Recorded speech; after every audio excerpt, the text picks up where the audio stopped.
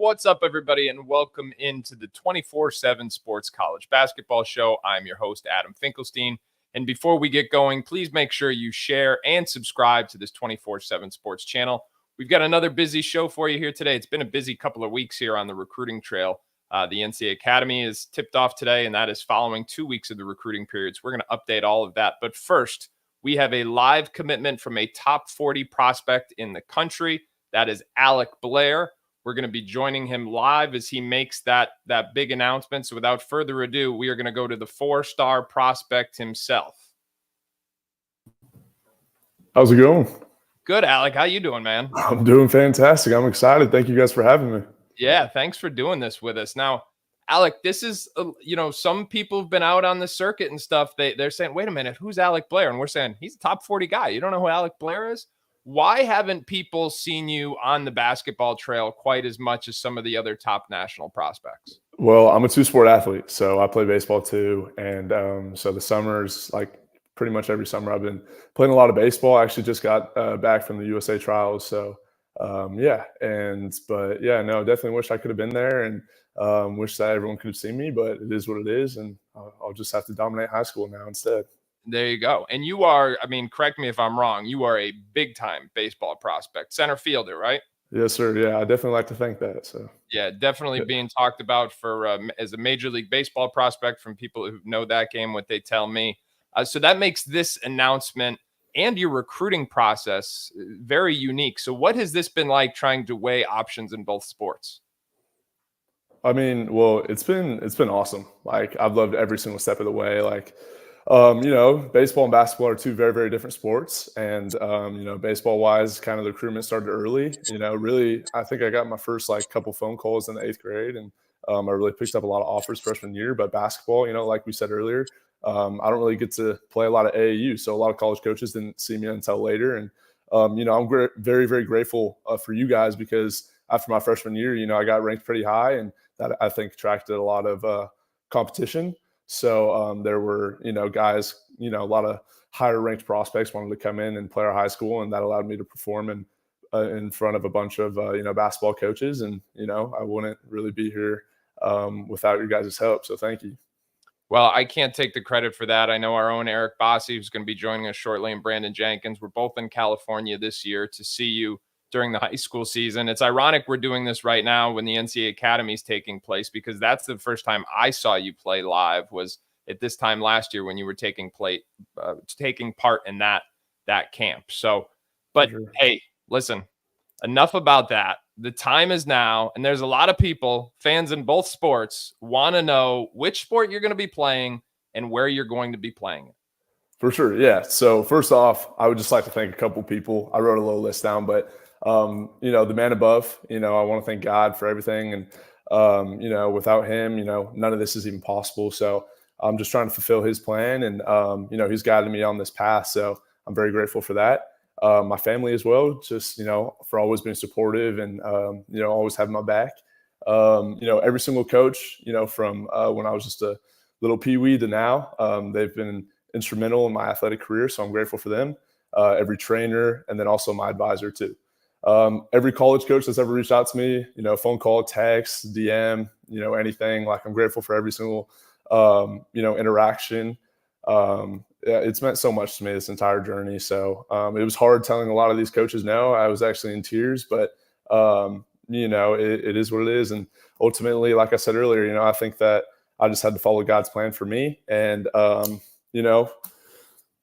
now, the decision. So, I plan on attending the University of Oklahoma to play both baseball and basketball. So I have a little sweatshirt right here, but yeah, I don't really have all the gear yet, but yeah. All right. Congratulations. That is huge news. It has been quite a week for the Oklahoma basketball program. They are rolling on the recruiting trail right now. And obviously it's a big day for the Oklahoma baseball program as well, a two-sport athlete at the very highest level. So first of all, congratulations on that. Now, Alec, I got to ask you, when we talked about it, a lot of those fans, when they do the Twitter search or the Google search, they're not going to come up with quite as much. So what would you tell those fans let's do both sports. What would you tell those fans they're getting in Alec Blair? I mean, so baseball wise, you're getting a guy that, has just a bunch of tools. I'm tall, I'm lanky, I kind of walk onto the field and I'm really bigger than everyone else. Baseball's a little different than basketball, right? So, but I hit super, super well. I hit for average, hit for power. I play really good center field. I'm fast, I have a good arm. So yeah, you're just getting a really toolsy guy. And in basketball, I like to think like I have one of the best mid-range games in the nation. That's kind of what I do, the fadeaway, all that stuff. I've definitely improved as a shooter since the last time you guys have seen me. And then also, I'm a really, really, really good passer. I'm a tall point guard. It's what I do. I like to get into, pick and roll and just make plays for not only myself, but my teammates as well. And then, I'll be also guarding the opponent's best player. I take pride in my defense and, I really enjoy, taking matchups personally and, so guard their best player, come down on the other end, get double teamed a little bit, but, it's what I love to do. And it's part of the reason why I love this game so much. So, yeah. You are a consummate mismatch problem with your ability to create those problems for opposing defenses and then play make for others. But I know this is a big moment for you, and I know you got people you need to celebrate with nearby. So I want to thank you so much for doing this with us, and congratulations on all your success in both sports and in the years to come. We're going to look forward to following you both on the hardwood and on the gridiron. Yes, sir. Thank you so much. Yeah. God bless you all. All right. Thank you. That is Alec Blair. And what an impressive young man. Tell you what, we are going to go to the man who has seen him more than anyone. And that's Eric Bossi, who joins me now live. He's at the NCAA Academy himself. I'm going to be joining him shortly. So, Ebos, under the radar commitment, if that's even possible to describe a top 40 guy as, but this is big news for the Oklahoma basketball program. What are they getting in Alec Blair? He did a pretty good job of summing up what he does. He's a really strong all-around player. As you mentioned, he played point guard for his high school team. I think in college we can expect him to play all around the perimeter. He can really, really pass. He's a good athlete. He's improving with the shooting. He's a dynamic defender.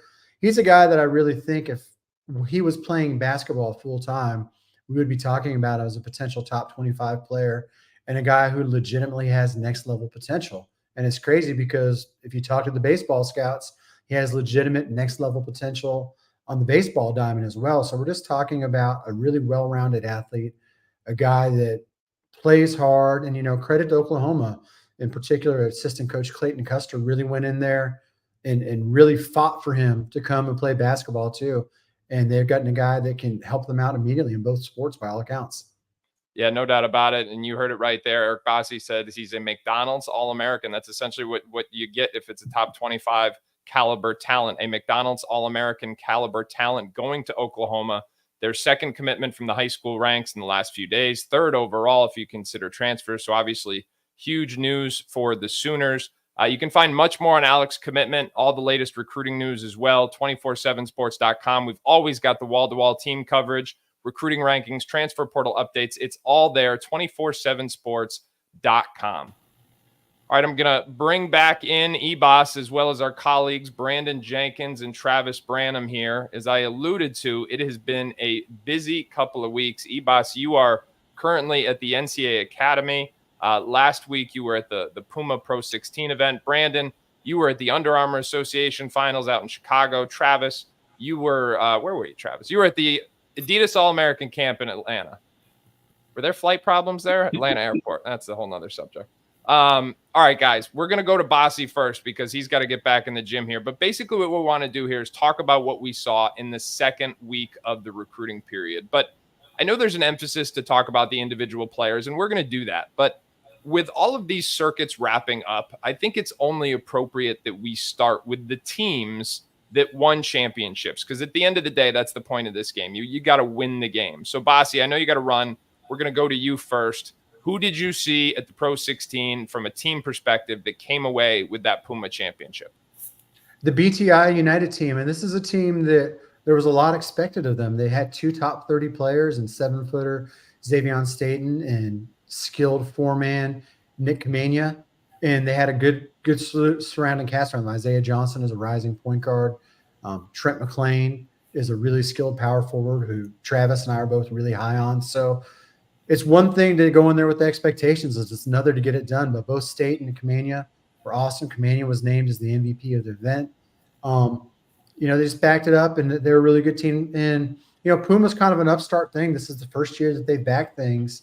And I think anyone who saw this BTI United team would vouch for the fact that they could gone to the Peach Jam. They could have gone to the Adidas Palmetto Road Championship, the Under Armour Finals, any of those things, competed with any of the best teams from the other shoe circuits. Well, that's a big time front line you just mentioned there. When you talk about Staten, Kamania, and McLean, no wonder they came away with the championship with that threesome up front. Want to ask you now about a standout player at that circuit who really, aside from the champions, anybody who really stood out to you in the 3 days you were in Chicago? Kingston Fleming's for sure of the SA Future, San Antonio Future. He's our number 21 ranked overall player in the country, one of the top 3 or 4 point guards. And man, we've seen him be pretty dynamic off the dribble and get to the rim and things like that. But he was at his very best. Whenever he wanted to get into the lane, he got in there with ease. He finished with big jams over big guys. He, on his team, he doesn't really have a lot of other like big time guys or anything like that. Their team wasn't as talented as say BTI, but he got them into the semifinals. He hit a big 3 on Saturday night in a quarterfinal game at the buzzer to get them there, and just really had a great all around event and backed up while he's so highly regarded nationally. All right. Was there, whether it's an underclassman or a riser, someone who really made an impression for you, whether, like I said, somebody who's poised to jump up the rankings in coming years or coming months, but somebody who exceeded expectations one way or the other? Yeah, so I really liked what I saw out of Kelvin Odie, who we have ranked number 118 in the country right now, of Rhode Island Elite. This is a guy that is a really big-time athlete. He attacks the rim. He's going to dunk on you every chance he gets. He can really, really defend 1 through 3, which was evident throughout the course of the weekend. And he just plays hard. I'm not saying that he is Lou Dort or that he is a guy like Tony Allen from back in the past, but he has a lot of that to him in the way that he plays as a big physical 2 guard that makes a lot of things happen. He's got official visits coming up with Colorado and some other places. That's going to be a big time deal for him. So Colorado, Creighton, Rutgers, they all had head coaches out to watch him. I really think he's a guy that, if we come back and meet and talk about rankings and anyone was to say, hey, I think he's potentially a top 75 to top 100 guy, I certainly wouldn't fight anyone on that. All right. That's good stuff from Kelvin. Now, boss, before we let you get out of here, I want to turn the page a little bit. I was at the EYBL there from Tuesday night all the way through the final on Sunday. NightRiders Elite win the championship game that everybody wanted to see, knocking off Oakland Soldiers, billed as Cam Boozer versus AJ DeBonta. My question for you, because you talked about this last week, you said if they win this championship, they've got to be in the mix as one of the best teams of all time. I was asked on that broadcast if this is the best team I've ever seen. You've been doing this a little longer than me. It is the best team I've seen, having won E15, E16, and now the EYBL in 3 consecutive seasons. So I know I'm putting you on the spot a little bit, but how do they rank in terms of, I'm not talking about a collection of talent, but the best team we've seen since you've been doing this? Yeah, if we're talking purely on success and what they've done, there's a really fair argument for them to be number 1, because not only did they win those 3 titles, I think they've lost a total of, I think it's 3 games in Nike EYBL play over those last 3 years. So they're definitely in the mix. To me, I think none of you guys are going to remember this team, but the 1996 Riverside Church team is hands down the best AAU team I've ever seen. That Elton Brand team? They had Lamar Odom, Elton Brand, Ron Artest. They were just ridiculous, but they're not going to remember them. If you're getting a little more modern, the 2003 Atlanta Celtics are way up there. They had Dwight Howard. He's going to be a Hall of Famer. Josh Smith was a stud. Randolph Morris played in the NBA. Jarvis Crittenden played in the NBA. Brandon Rush from Kansas City actually played a few times with that team, so they're way up there. And then you've got to look at like the Indy Heat teams that had Greg Oden and Daquan Cook and Mike Conley and Josh McRoberts, who dominated the 17U division for 2 straight summers. And as you know, I can go on and on and on. But you know what's crazy, boss? I didn't even tell you I was going to ask this question, and you just start reciting that stuff like the resident OG going to work. If anybody doesn't appreciate that Bossy is just the ultimate encyclopedia of grassroots basketball, you just saw it right there. Like, think you're going to stump me? Nope. Here's the best. Yeah, I didn't even get to 2016 Mocan, 2012 Oakland Soldiers, 2018 Compton Magic. Like, this has been, all the intrusive thoughts about whose tops have been invading my mind for the last week. But I think at a minimum, I would put them in the top 4 or 5, and we're talking about just overall. But if we're talking purely on accomplishment, I would have a hard time not putting them number 1. All right. Well, I'll tell you what, everybody. That was a history lesson care of Eric Bossi. We're going to let him go. He's got to get to the gym right now. He's at the NCAA Academy. Bossi, I will see you in the morning. Thank you for that. You lived up to your reputation. Now, fellas, let's talk about what we saw. Again, I'm going to kick it off because the Peach Jam, as I said, NightRiders got the matchup they wanted. But you know what else? They had to beat Team Takeover in the semifinals. And these guys were every bit as good as advertised. Cam Boozer, you know, people were saying in the course of the championship game, he could have asserted himself a little more. He missed one shot all game long, missed one shot. It was almost a flawless floor game. Twin brother Caden, this guy led the EYBL in assists again, and he's just a consummate, like, take care of the basketball, best assist to turnover ratio you can find. Caleb Wilson, Travis's guy, really showed up and played his best basketball. Couldn't help but be happy for him because he's had some up and down moments this spring. And then Dante Allen and Alex Lloyd, those guys, and I said this yesterday, those guys could be stars anywhere else. Instead, they bought into a supporting role. Dante Allen was huge in the finals. So credit to where credit is due, because the NightRiders completed this run, one of the best teams of all time. You heard Bossi break down exactly where they could rank, but just really, really happy for those guys. Trav, I know there was no champion crowned at the Adidas All-American Camp. We talked about the Utah Prospects team, Kessler, last week. Brandon, you were at the Under Armour Association. Who won that title, and what can you tell us about them? Yeah, Team Thrill came away with their second title in a 3-year span, and I think it's safe to say nobody really expected them to do it. But my funniest takeaway from it is it's just crazy because last week we were talking about how Utah Prospects won without their best prospect in top 10 rising senior Isaiah Harwell. And this time Team Thrill is doing it without, you know, a top 75 player in Chance Mallory. And so it's crazy that they came away with it. And it's a testament to, you know, their culture. I think Coach Mook does a great job of, you know, having those dudes bought in. And it was like the next man up mentality. And so, you know, it was good to see that team come together as a unit and actually really impose their will on other teams and get it done for the second time in 3 years. And you were saying that Marcus Jackson was someone that really helped himself, because I'm going to admit, like, when we were doing our previews going into the month, I said that Team Thrill's chances were going to depend on Chance Mallory's health.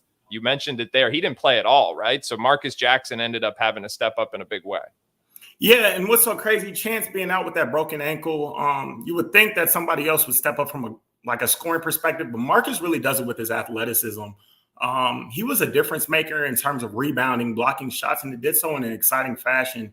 You know, to be honest, I would be at another court and I would hear the crowd just ooh and ah, and I knew if I turned around and it was coming from Team Thrill's side of things, Marcus just made an amazing play. So, yeah, he has tremendous bounce. He gets off the floor really well, and, you know, he can protect the rim, and he does so in a very exciting fashion. He's a really fun watch, and, you know, somebody whose athleticism, when channeled in the right way, can really make a difference in certain areas at the high major level.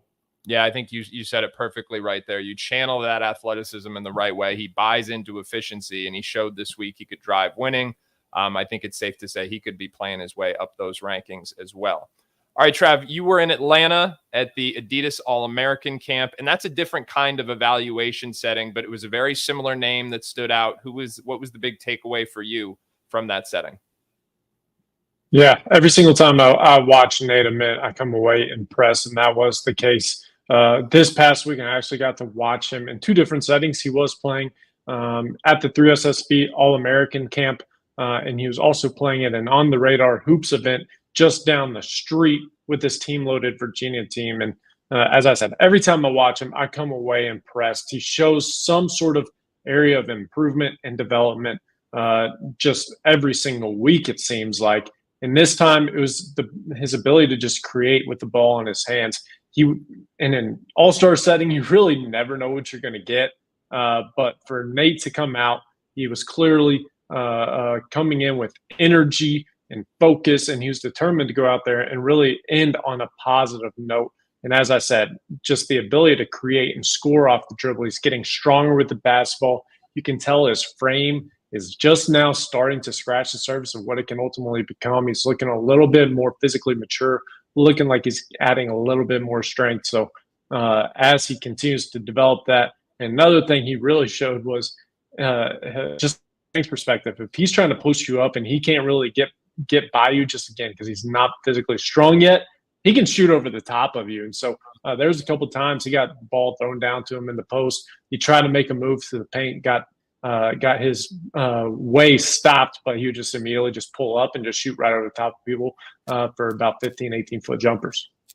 And you can find an exclusive interview with Nate Ament on the 24/7 Sports channel. Talked to him last week at the Adidas 3SSB Finals in Rock Hill, which is now where the NCAA Academy is headed. So make sure you check that out after we're done here.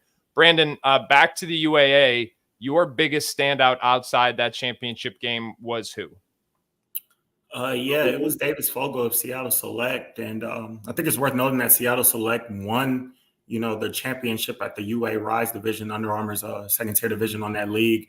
And it was exciting for me to watch him play just because he made such a big rise in our last update of our ranking. I think he went from the 75 spot to the number 30 spot. I know he's top 30 on our list. And so me going into Chicago, I really want to see how he fared playing against that level of competition. And he dominated. He just stuffed the stat sheet in all ways. He's the tallest player on that Seattle Select team, but he still runs the point guard position for them. He does a good job of, getting his teammates involved, but you could just tell that this dude was just wired to score, wired to find ways to get into the lane in a creative fashion. His pull-up jumper was working for him, and he has a great short-term memory. I think when plays weren't going his way, he shows a good instinct of bouncing back and making sure that not only he stays in the game, but his team stays upbeat. And I think that played a big part in, his team, finishing it out and winning a UA Rise championship. All right, very cool, guys. The player I want to mention from the EYBL Peach Jam was Braden Burries. I went into this week trying to figure out who's the best guard in the EYBL, or maybe I should say the best guard in the Peach Jam, because Darius Acuff was playing in the PIT. In that EYBL finals, I thought Braden Burries ended up being the best guard. He averaged 22 points, and how about this, 10 rebounds on the week, while shooting over 50% from the floor, 40% from the three-point line, and 76% from the free throw line. This power guard, he's got a way of working to his spots, and then he's got some really deceptive bounce. It's somewhat counterintuitive because he doesn't always blow right by his man off the dribble, but then he can rise up and hammer it on you. And he did just that in a head-to-head matchup with Brandon McCoy. It was the game-winning shot. He shot the ball at an exceptional level, and he was far and away the best rebounding guard I saw all week long. All right, we're going to keep it going here, this round table style. I want to ask you guys the same question I asked Bossy, and that's, tell me about someone who caught your eye, whether it's a riser or an underclassman, but someone who is not already a prominent senior. Trav, we will start with you again at the Adidas All-American Camp in Atlanta last week. This was a no-brainer for me.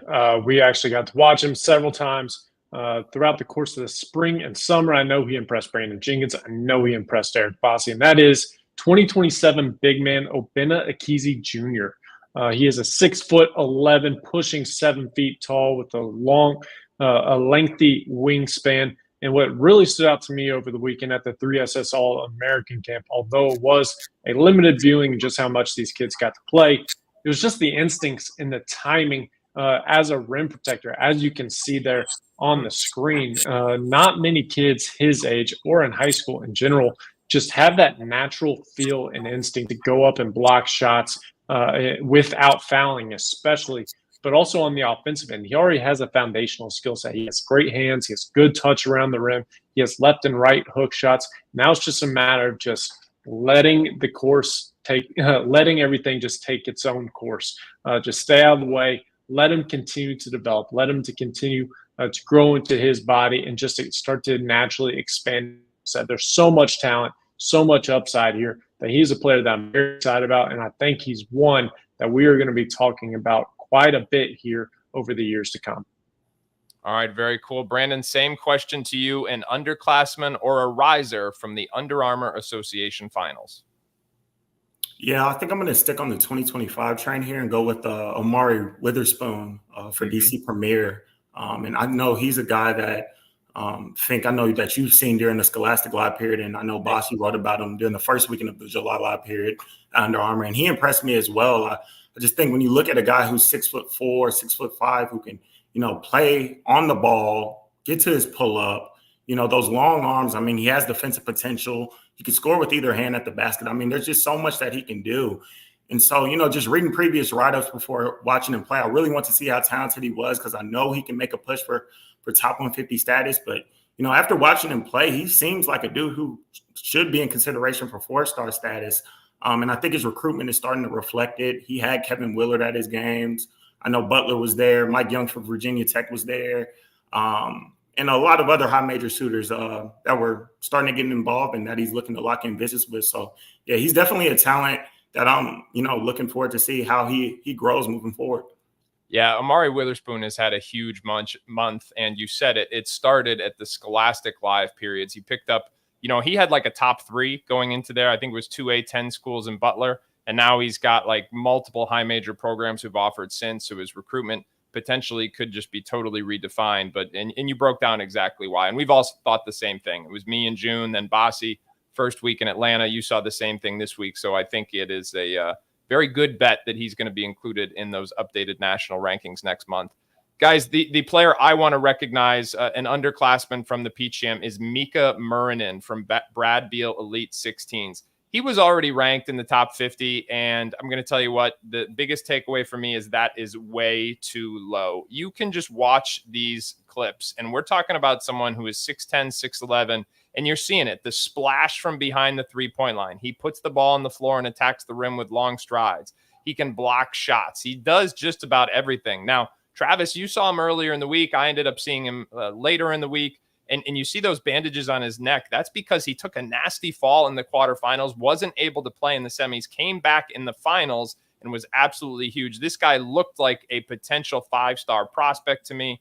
Just put it all on display, and I think his recruitment is going to go to the very highest levels sooner rather than later. I'll tell you what, where you can find everything from last week. It is all on 247sports.com. We've got the Alec Blair commitment news. We've got the analysis up there. And, of course, you need to keep it locked here to the 24/7 Sports channel. As always, gentlemen, I appreciate you joining us, but this is where you can find us each and every week. We've got wall-to-wall team coverage. We've got football shows. We've got basketball shows. We've got live commitments, and you can find this show here every Tuesday, 5 p.m. Whether I've got a flight in 60 minutes or not, the show must go on. The 24/7 Sports College Basketball Show, 5 p.m. Eastern Time every Tuesday. We will see you again next week.